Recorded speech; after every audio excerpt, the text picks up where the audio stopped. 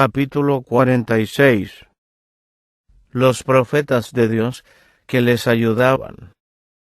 Cerca de los israelitas que se habían dedicado a la tarea de reedificar el templo, moraban los samaritanos, raza mixta que provenía de los casamientos entre los colonos paganos oriundos de las provincias de Asiria, y el residuo de las 10 tribus que había quedado en Samaria y Galilea.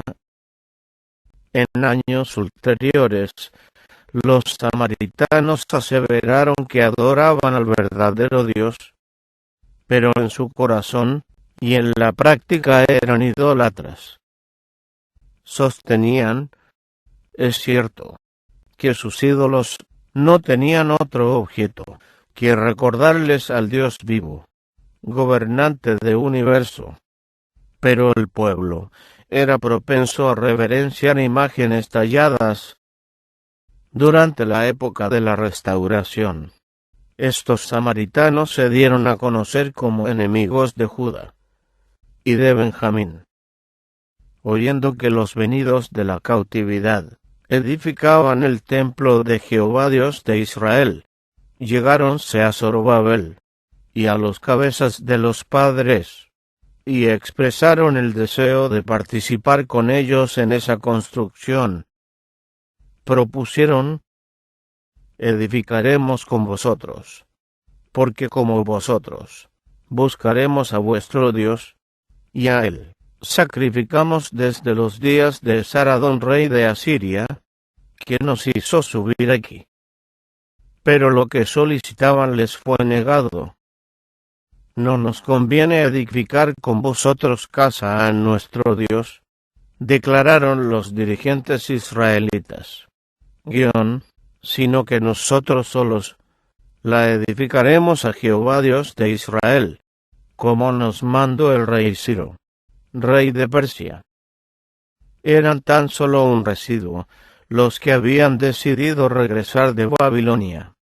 Y ahora, al emprender una obra que aparentemente superaba sus fuerzas, sus vecinos más cercanos vinieron a ofrecerles ayuda. Los samaritanos se refirieron a la adoración que tributaban al Dios verdadero, y expresaron el deseo de participar en los privilegios y bendiciones relacionados con el servicio del templo. Declararon: como vosotros buscaremos a vuestro Dios, edificaremos con vosotros. Sin embargo, si los caudillos judíos hubiesen aceptado este ofrecimiento de ayuda, habrían abierto la puerta a la idolatría. Supieron discernir la falta de sinceridad de los samaritanos. Comprendieron que la ayuda obtenida por una alianza con aquellos hombres sería insignificante, comparada con la bendición que podían esperar si seguían las claras órdenes de Jehová acerca de la relación que Israel debía sostener con los pueblos circundantes. El Señor había declarado por Moisés: no harás con ellos alianza, ni las tomarás a merced, y no emparentarás con ellos. Porque desviará a tu hijo de en pos de mí, y servirán a dioses ajenos, y el furor de Jehová se encenderá sobre vosotros, y te destruirá presto. Porque eres pueblo santo a Jehová tu Dios, y Jehová te ha escogido para que le seas un pueblo singular de entre todos los pueblos que están sobre las de la tierra. Fue claramente predicho el resultado que tendría el hacer pactos con las naciones circundantes. Moisés había declarado: Jehová te esparcirá por todos los pueblos, desde el un cabo de la tierra hasta el otro cabo de ella, y allá y servirás a dioses ajenos que no conociste tú ni tus padres, al leño y a la piedra, y ni aun entre las mismas gentes descansarás, ni la planta de tu pie tendrá reposo. Que allí te dará Jehová corazón temeroso, y caimiento de ojos, y tristeza de alma, y tendrás tu vida como colgada delante de ti, y estarás temeroso de noche y de día, y no confiarás de tu vida. Por la mañana dirás, ¿quién diera fuese la tarde? Y a la tarde dirás, ¿quién diera fuese la mañana? Por el miedo de tu corazón, con que estarás amedrentado, y por lo que verán tus ojos. Pero la promesa había sido: mas si desde allí buscares a Jehová tu Dios, lo hallarás, si lo buscares de todo tu corazón, y de toda tu alma. Zorobabel y sus asociados conocían estas escrituras y muchas otras parecidas. En el cautiverio reciente habían tenido evidencia tras evidencia de su cumplimiento. Y ahora, habiéndose arrepentido de los males que habían atraído sobre ellos y sus padres los castigos predichos tan claramente por Moisés, habiendo vuelto con todo su corazón a Dios y renovado su pacto con él, se les había permitido regresar a Judea para que pudieran restaurar lo que había sido destruido. Debían, en el mismo comienzo de su empresa, hacer un pacto con los idólatras. No harás con ellos alianza, había dicho el Señor, y los que últimamente habían vuelto a dedicarse al Señor ante el altar erigido frente a las ruinas de su templo, comprendieron que la raya de demarcación entre su pueblo y el mundo debe mantenerse siempre inequívocamente bien trazada. Se negaron a formar alianza con los que en el bien conocían los requerimientos de la ley de Dios, no querían admitir su vigencia. Los principios presentados en el libro de Deuteronomio para la instrucción de Israel deben ser seguidos por el pueblo de Dios hasta el fin del tiempo. La verdadera prosperidad depende de que continuemos fieles a nuestro pacto con Dios. Nunca podemos correr el riesgo de sacrificar los principios aliándonos con los que no le temen. Existe un peligro constante de que los que profesan ser cristianos lleguen a pensar que a fin de ejercer influencia sobre los mundanos, deben conformarse en cierta medida al mundo. Sin embargo, aunque una conducta tal parezca ofrecer grandes ventajas, acaba siempre en pérdida espiritual. El pueblo de Dios debe precaverse estrictamente contra toda influencia sutil que procure infiltrarse por medio de los halagos provenientes de los enemigos de la verdad. Sus miembros son peregrinos y advenedizos en este mundo, y recorren una senda en la cual les acechan peligros. No deben prestar atención a los subterfugios ingeniosos e incentivos seductores destinados a desviarlos de su fidelidad. No son los enemigos abiertos y confesados de la causa de Dios los que son más de temer.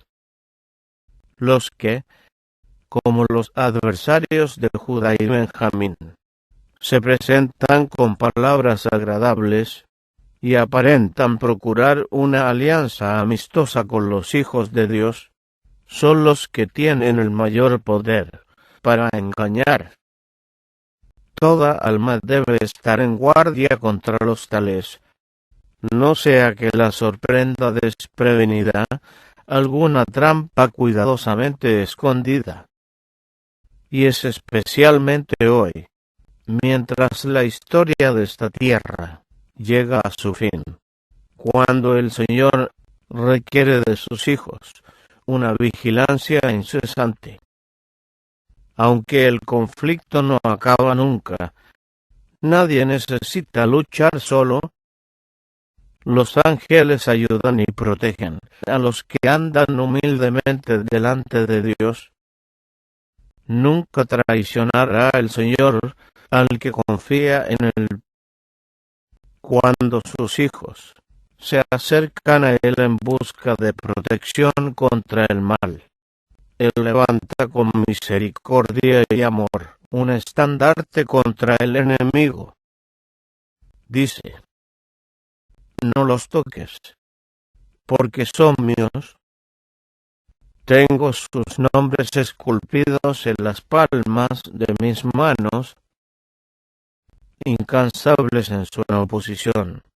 Los samaritanos debilitaban las manos del pueblo de Judá y los arredraban de edificar. Cohecharon además contra ellos consejeros para disipar su consejo, todo el tiempo de Ciro, rey de Persia, y hasta el reinado de Darío, rey de Persia. Mediante informes mentirosos, despertaron sospechas en espíritus que con facilidad se dejaban llevar a sospechar.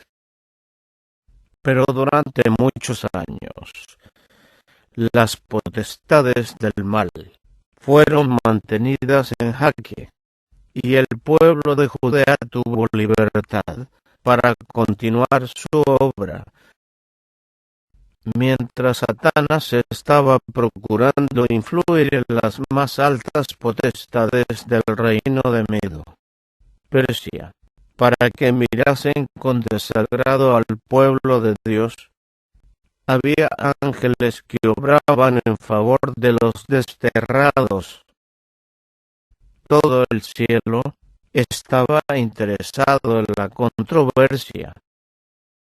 Por intermedio del profeta Daniel, se nos permite vislumbrar algo de esta lucha poderosa entre las fuerzas del bien y las del mal. Durante 3 semanas Gabriel luchó con las potestades de las tinieblas, procurando contrarrestar las influencias que obraban sobre el ánimo de Ciro. Y antes que terminara la contienda, Cristo mismo acudió en auxilio de Gabriel. Este declara: el príncipe del reino de Persia se puso contra mí 21 días, y aquí Miguel, uno de los principales príncipes, vino para ayudarme, y yo quedé allí con los reyes de Persia. Todo lo que podía hacer el cielo en favor del pueblo de Dios fue hecho. Se obtuvo finalmente la victoria.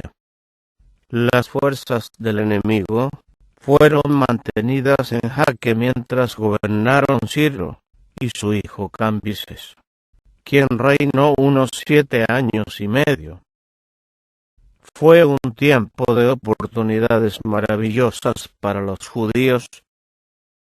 Las personalidades más altas del cielo obraban sobre los corazones de los reyes, y al pueblo de Dios le tocaba trabajar con la máxima actividad para cumplir el decreto de Ciro. No debiera haber escatimado esfuerzo para restaurar el templo y sus servicios, ni para restablecerse en sus hogares de Judea. Pero mientras se manifestaba el poder de Dios, muchos carecieron de buena voluntad. La oposición de sus enemigos era enérgica y resuelta, y gradualmente los constructores se descorazonaron. Algunos de ellos no podían olvidar la escena ocurrida cuando, al colocarse la piedra angular, Muchos habían expresado su falta de confianza en la empresa, y a medida que se envalentonaban más los samaritanos, muchos de los judíos se preguntaban si, a fin de cuentas, había llegado el momento de reedificar. Este sentimiento no tardó en difundirse.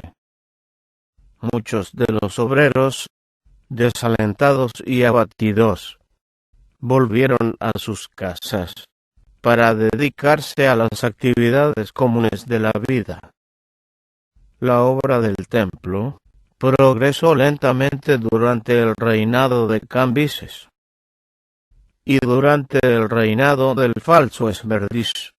Los samaritanos indujeron al impostor, sin escrúpulos, a que promulgara un decreto para prohibir a los judíos que reconstruyeran su templo y su ciudad. Durante más de un año quedó descuidado y casi abandonado el trabajo del templo.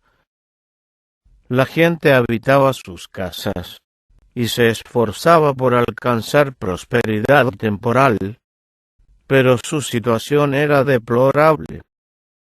Por mucho que trabajase, no prosperaba.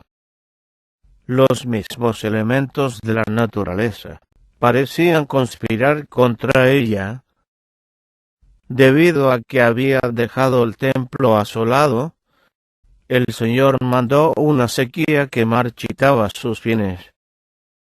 Dios les había concedido los frutos del campo y de la huerta, el cereal, el vino y el aceite, como pruebas de su favor, pero en vista de que habían usado tan egoístamente estos dones de su bondad, les fueron quitadas las bendiciones.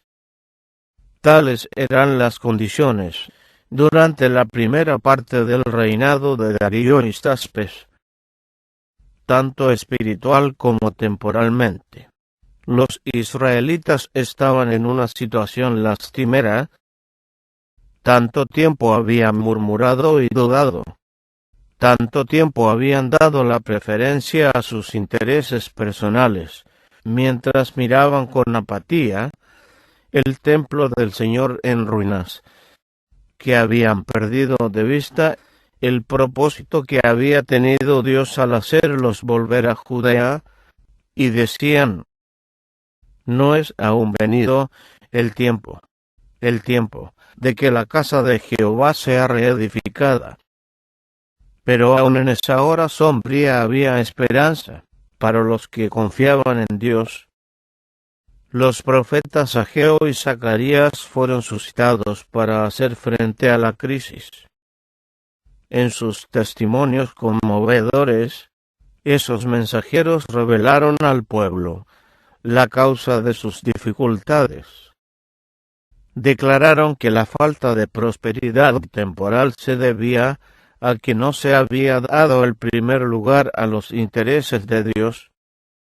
Si los israelitas hubiesen honrado a Dios, si le hubiesen manifestado el respeto y la cortesía que le debían, haciendo de la edificación de su casa su primer trabajo, le habrían invitado a estar presente y a bendecirlos, y a los que se habían desalentado, Ageo dirigió la escrutadora pregunta: ¿es para vosotros tiempo, para vosotros, de morar en vuestras casas enmaderadas, y esta casa está desierta? Pues así ha dicho Jehová de los ejércitos: pensad bien sobre vuestros caminos. ¿Por qué habéis hecho tan poco?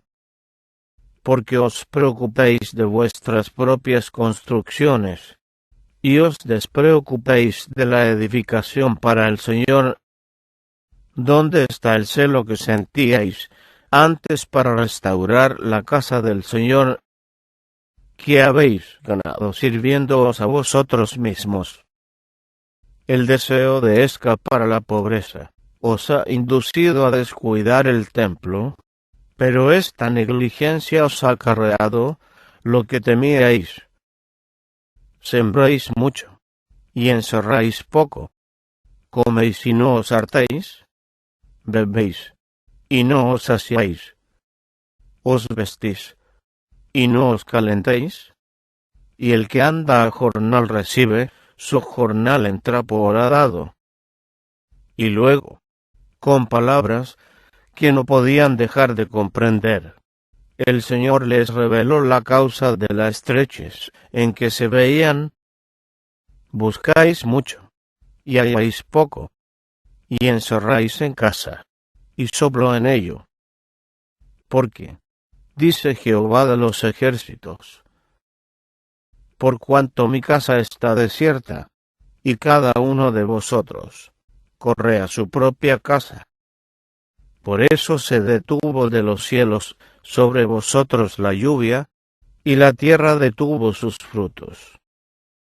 Y llamé la sequedad sobre esta tierra, y sobre los montes, y sobre el trigo, y sobre el vino, y sobre el aceite, y sobre todo lo que la tierra produce, y sobre los hombres, y sobre las bestias, y sobre todo trabajo de manos. El Señor los instó así: meditad sobre vuestros caminos, subid al monte, y traed madera, y reedificad la casa, y pondré en ella mi voluntad, y seré honrado. Los consejos y reprensiones contenidos en el mensaje dado por Ageo fueron escuchados por los dirigentes y el pueblo de Israel. Comprendieron el fervor con que Dios los trataba. No se atrevían a despreciar las instrucciones que les enviara repetidamente, acerca de que su prosperidad temporal y espiritual dependía de que obedeciesen fielmente a los mandamientos de Dios. Incitados por las advertencias del profeta, obedecieron Zorobabel y Josué y todo el demás pueblo, la voz de Jehová su Dios, y las palabras del profeta Ageo. Tan pronto como Israel decidió obedecer, las palabras de reprensión fueron seguidas por un mensaje de aliento. Ageo. Habló. Al pueblo, diciendo: yo soy con vosotros, dice Jehová. Y despertó Jehová el espíritu de Zorobabel, el de Josué, y el de todo el resto del pueblo. Y vinieron e hicieron obra en la casa de Jehová de los ejércitos, su Dios. En menos de un mes después que se reanudara el trabajo en el templo, los constructores recibieron otro mensaje alentador. El Señor mismo envió estas instancias por su profeta. Pues ahora, Zorobabel, esfuérzate, dice Jehová, esfuérzate también Josué. Y cobra ánimo, pueblo todo de la tierra, dice Jehová, y obrad, porque yo soy con vosotros, dice Jehová de los ejércitos. A Israel acampado al pie del Sinaí, y el Señor había declarado: habitaré entre los hijos de Israel, y seré su Dios. Y conocerán que yo soy Jehová su Dios, que los saqué de la tierra de Egipto, para habitar en medio de ellos, yo Jehová su Dios. Y ahora, a pesar de que repetidas veces fueron rebeldes, e hicieron enojar su Espíritu Santo, el Señor les extendió una vez más la mano, para salvarlos, mediante los mensajes de su profeta. En reconocimiento de la cooperación que daban a su propósito, les renovó su pacto y promesa de que su espíritu habitaría entre ellos, y les recomendó: no temáis. Hoy también el Señor declara a sus hijos: esfuérzate, y obrad, porque yo soy con vosotros. El creyente tiene siempre en el Señor a un poderoso auxiliador. Tal vez no sepamos cómo nos ayuda, pero esto sabemos: nunca falta su ayuda para aquellos que ponen su confianza en Él. Si los cristianos pudieran saber cuántas veces el Señor ordenó su camino para que los propósitos del enemigo acerca de ellos no se cumplieran, no seguirían tropezando y quejándose. Su fe se estabilizaría en Dios, y ninguna prueba podría moverlos. Le reconocerían como su sabiduría y eficiencia, y Él haría que se cumpliese lo que Él desea obrar por su medio. Las fervientes súplicas y palabras de aliento dadas por medio de Ageo fueron recalcadas y ampliadas por Zacarías, a quien Dios suscitó al lado de aquel, para que también instar a Israel a cumplir la orden de levantarse y edificar. El primer mensaje de Zacarías expresó la seguridad de que nunca deja de cumplirse la palabra de Dios, y prometió bendiciones a aquellos que escuchasen la segura palabra profética.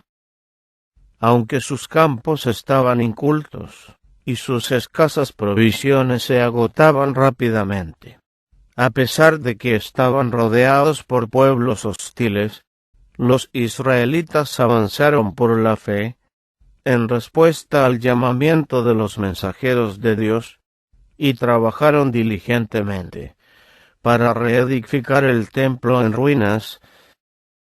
Era un trabajo que requería una firme confianza en Dios, mientras el pueblo procuraba hacer su parte y obtener una renovación de la gracia de Dios en su corazón y en su vida.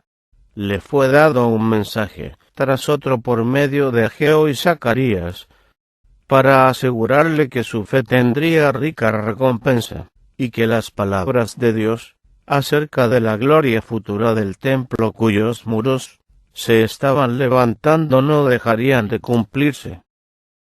En ese mismo edificio se vería vencido el plazo al deseado de todas las gentes como Maestro y Salvador de la humanidad. No se dejó por tanto a los constructores luchar solos. Estaban con ellos los profetas de Dios que les ayudaban. Y el mismo Jehová de los ejércitos había dicho: esfuérzate, y obrad, porque yo soy con vosotros. El sentido arrepentimiento y la resolución de avanzar por la fe atrajeron la promesa de prosperidad temporal. El Señor declaró: mas desde aqueste día daré bendición. Fue dado un mensaje preciosísimo a Zorobabel, su conductor, que había sido muy probado durante todos los años que habían transcurrido desde el regreso de Babilonia. Declaró el Señor que llegaba el día cuando todos los enemigos de su pueblo escogidos serían derribados. En aquel día, dice Jehová de los ejércitos, te tomaré, oh Zorobabel, hijo de Sealtiel, siervo mío, y ponerte como anillo de sellar, porque yo te escogí.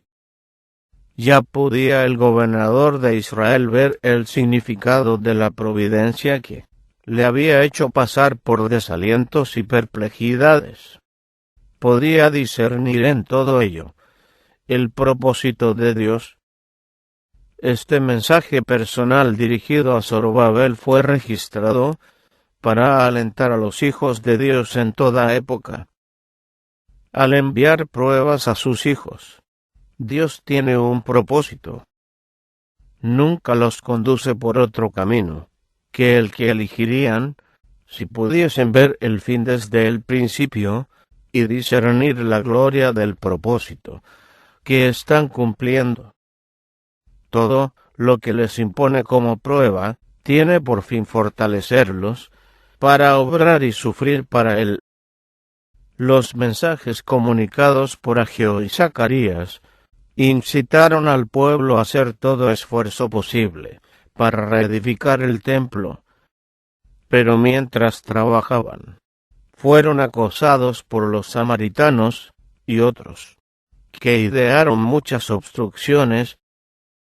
En una ocasión, los funcionarios provinciales del reino medo persa visitaron a Jerusalén y preguntaron quién había autorizado la reedificación. Si en esa ocasión los judíos no hubiesen confiado en la dirección de Dios, esta averiguación podría haberles resultado desastrosa. Mas los ojos de su Dios fueron sobre los ancianos de los judíos, y no les hicieron cesar hasta que el negocio viniese a Darío. La respuesta que recibieron los funcionarios fue tan prudente, que decidieron escribir una carta a Darío Histaspes, quien reinaba entonces en Medo, Persia, para recordarle el decreto original que diera Ciro al ordenar que la casa de Dios en Jerusalén fuese reedificada, y que los gastos que entrañara fuesen cubiertos por la tesorería del rey.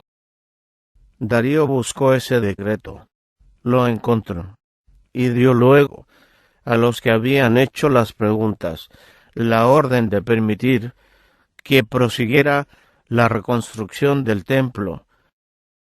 Mandó: dejad la obra de la casa de este Dios al principal de los judíos y a sus ancianos, para que edifiquen la casa de este Dios en su lugar.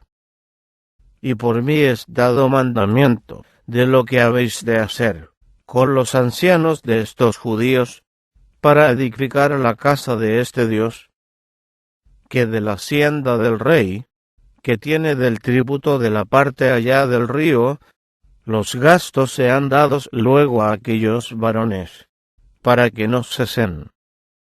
Y lo que fuere necesario, becerros y carneros y corderos, para holocaustos al Dios del cielo, trigo, sal, vino y aceite, conforme a lo que dijeren los sacerdotes que están en Jerusalén, déseles cada un día, sin obstáculo alguno, para que ofrezcan olores de holganza al Dios del cielo, y oren por la vida del rey y por sus hijos. En adición, el rey decretó severos castigos para los que, de cualquier manera que fuese, alteraran el decreto, y terminó con esta notable declaración: y el Dios que hizo habitar allí su nombre, destruya todo rey y pueblo que pusiere su mano para mudar o destruir esta casa de Dios, la cual está en Jerusalén. Yo, Darío, puse el decreto. Sea hecho prestamente. Así preparó el Señor las circunstancias para la terminación del templo. Durante meses, antes que se promulgase este decreto, los israelitas habían seguido trabajando por la fe, y los profetas de Dios habían seguido ayudándoles por medio de mensajes oportunos que recordaban a los trabajadores el propósito divino en favor de Israel. 2 meses después que fuera entregado el último mensaje que se haya registrado como procedente de Ageo, Zacarías tuvo una serie de visiones relativas a la obra de Dios en la tierra. Esos mensajes, dados en forma de parábolas y símbolos, llegaron en tiempo de gran incertidumbre y ansiedad, y fueron de particular significado para los hombres que avanzaban en nombre del Dios de Israel. Les parecía a los dirigentes que el permiso concedido a los judíos para reedificar estaba por serles retirado, y el futuro se les presentaba muy sombrío. Dios vio que su pueblo necesitaba ser sostenido y alentado por una revelación de su compasión y amor infinitos. Zacarías oyó en visión al ángel del Señor preguntar: «Oh Jehová de los ejércitos, ¿hasta cuándo no tendrás piedad de Jerusalem y de las ciudades de Judá, con las cuales has estado airado por espacio de 70 años? Y Jehová respondió buenas palabras, declaró Zacarías, palabras consolatorias a aquel ángel que hablaba conmigo. Y díjome el ángel que hablaba conmigo: clama diciendo: así ha dicho Jehová de los ejércitos, se lee a Jerusalem y a Sión con gran celo y con gran enojo. Estoy airado contra las gentes que están reposadas, porque yo estaba enojado un poco, y ellos ayudaron para el mal. Por tanto, así ha dicho Jehová: yo me he tornado a Jerusalén con miseraciones, en ella será edificada mi casa.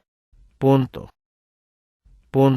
Y la plomada será tendida sobre Jerusalén. Se le indicó luego al profeta que debía predecir: así dice Jehová de los ejércitos, aun serán ensanchadas mis ciudades por la abundancia del bien, y aun consolará Jehová a Sión, y escogerá todavía a Jerusalén. A continuación Zacarías vio, bajo el símbolo de 4 cuernos, las potencias que aventaron a Judá, a Israel y a Jerusalén. Inmediatamente después vio a 4 carpinteros, que representaban los instrumentos usados por el Señor para restaurar a su pueblo y su casa de culto. Zacarías dijo: alcé después mis ojos, y miré, y aquí un varón que tenía en su mano un cordel de medir, y díjele: ¿a dónde vas? Y él me respondió: a medir a Jerusalén, para ver cuánta es su anchura y cuánta su longitud.